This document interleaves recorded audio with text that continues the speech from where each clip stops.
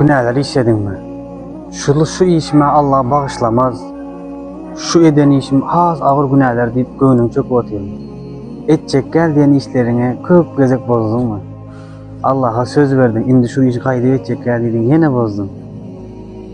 Düşkünsüz yağdaya çıkıp ne etsem deyip için kısıp otuyorum. Doğunum tur yerinden gel Allah'ın güzel öylerine, mescide gel. Bari Allah'ın zikrini et, Rabbimizi an.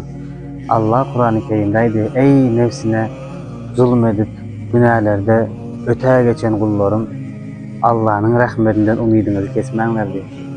Kesme hiç o adam Allah'ın rahmetinden umidini. Çünkü Allah bize eni atamızdan mehribandır. Ol bizi yaradan en büyüklerin beyivi olan Yüce Allah katı mehribandır. Hiç o adam umidi kesmeyelim. Nece günahlarımız olsa da hemen tövbe edip mescitlere gelip gönlümüz açılar.